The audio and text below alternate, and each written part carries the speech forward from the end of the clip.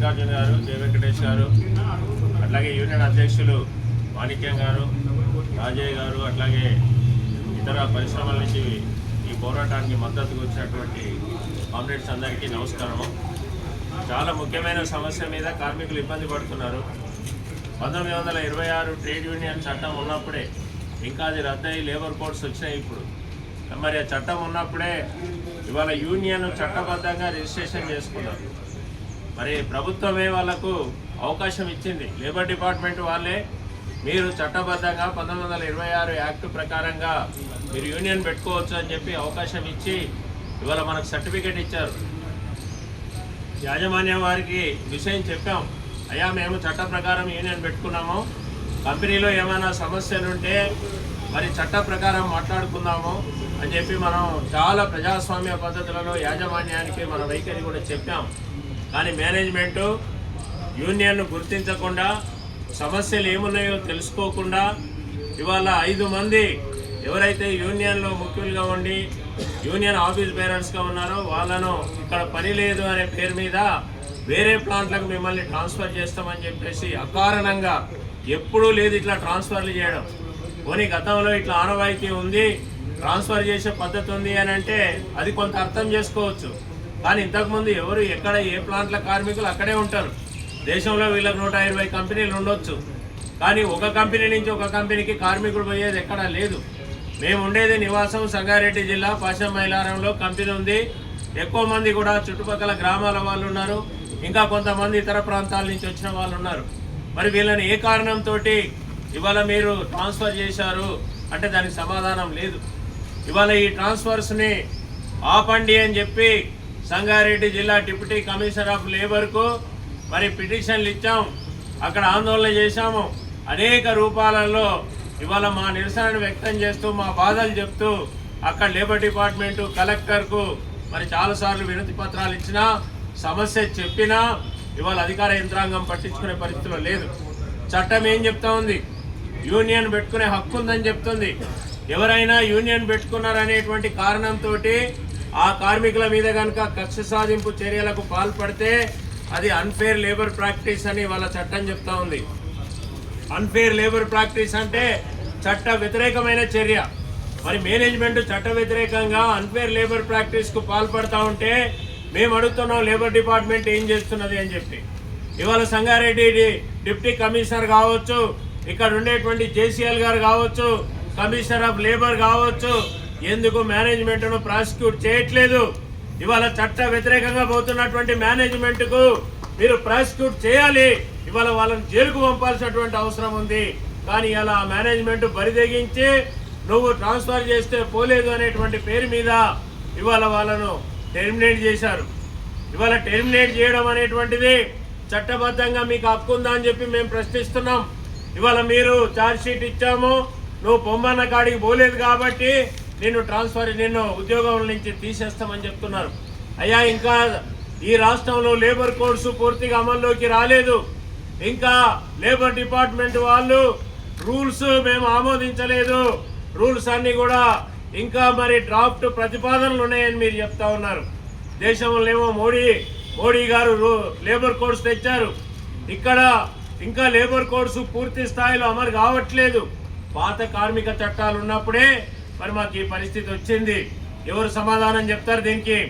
ఇవాళ ఈ కార్మికులు ఏమి చేయడం ఇక ఏ మార్గము లేక ప్రత్యక్ష కార్యాచరణలోకి ఇవాళ వెళ్ళారు. బహుశా ఇప్పటికి 22 రోజులు అయిపోయింది. ఈ కార్మికులు సమ్మెలో ఉన్నారు. కానీ యాజమాన్యం అక్కడ రకరకాల పేర్ల మీద వాళ్ళు తయారు చేస్తున్నటువంటి నీళ్ళు ఏవైతే ఉన్నాయో, మంచినీళ్ళ వ్యాపారంలో ఉంది మేనేజ్మెంటు, కోట్లకు పడగలెత్తుతూ ఉంది మేనేజ్మెంటు. మరి బిస్లరీ నీళ్లు చాలా నాణ్యత కలిగిన నీరు అని చెప్పేసి మీరు ప్రజలకు చెప్తున్నారు. అంటే ప్రజలకు నీళ్లతోటి వ్యాపారం చేసి కోట్ల రూపాయలు లాభాలు గడిస్తున్నటువంటి మీకు యూనియన్ అడ్డం వచ్చిందా? ఇవాళ మేనేజ్మెంట్ చెప్తుందంట మాకు ఎక్కడా యూనియన్ లేదు దేశంలో, ఇక్కడ కూడా యూనియన్ ఉండదని చెప్పి. అసలు యూనియన్ రిజిస్టర్ అయిన తర్వాత మాకు యూనియన్ ఉండదు, మేము యూనియన్ గుర్తించము, యూనియన్ తీసేస్తాము, యూనియన్ రద్దు చేస్తాము అని అంటే కార్మిక చట్టాల ప్రకారం ఇది నేరం. కార్మిక చట్టాల ప్రకారం ఇది అన్ఫేర్ లేబర్ ప్రాక్టీస్. అందుకే ఈరోజు మేము కమిషనర్ గారిని అడుగుతున్నాం, ఇక్కడ రాష్ట్ర కమిషనర్ గారు మీరు ఆలోచించాలి. ఇవాళ ఈ కార్మికులకు న్యాయం చేయాలి. మీ డిపార్ట్మెంటు కార్మిక శాఖ ఉన్నదే కార్మికుల కష్టాలు పట్టించుకోవడానికి.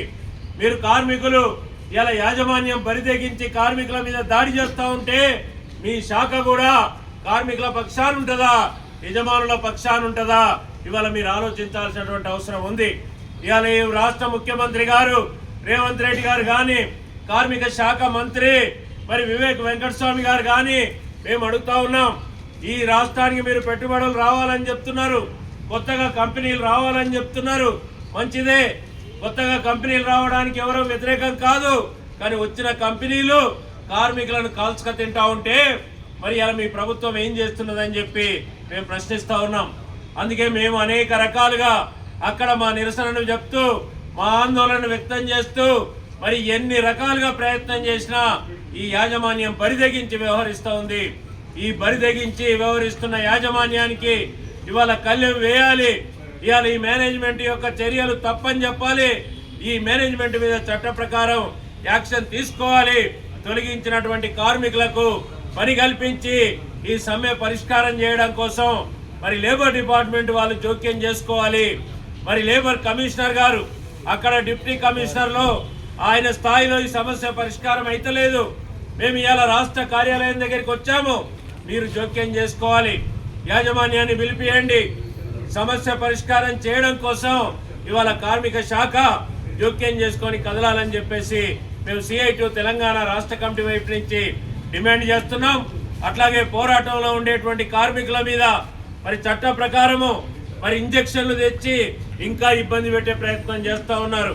కానీ అక్కడ మరి సమస్య పరిష్కారం కాకుండా ఇట్లా మీరు మా మీద దాడి చేస్తే అది రేపు పొద్దున శాంతి భద్రతల సమస్య అయితే దానికి కూడా యాజమాన్యమే బాధ్యత వహించాలి.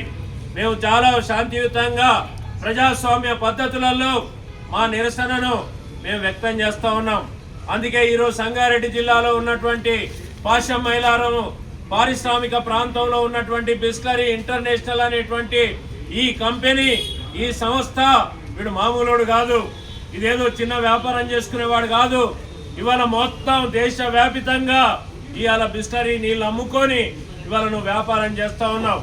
అందుకని మరి కార్మికులు వాళ్ళ కనీసం రేపు యూనియన్ వస్తే వేతనాలు పెంచాలి, వీళ్ళ దోపిడీ అంతం కావాలి, ఇవన్నీ అవుతాయి. కాబట్టి యూనియనే రాకుండా చేసే కుట్ర చేస్తూ ఉంది మేనేజ్మెంట్. అందుకే మేము కార్మికుల పక్షాన ఉన్నాం, కార్మికులకు మద్దతుగా నిలబడుతున్నాం. కార్మికులు చాలా బాధలలో ఉన్నారు, చాలా కష్టాలలో ఉన్నారు. అందుకని ఈ కార్మికులను ఆదుకోవాలి, ఈ సమస్యను పరిష్కారం చేయడానికి లేబర్ కమిషనర్ జోక్యం చేసుకోవాలని చెప్పి ఈ ధర్నా ద్వారా మేము లేబర్ కమిషనర్ తెలియజేస్తూ ఈ ధర్నాను ఉద్దేశించి మాట్లాడే అవకాశం కల్పించారు. Hi everybody, this is Kiriti Damaraju. Like, share and subscribe to Saira TV. Oh Saira.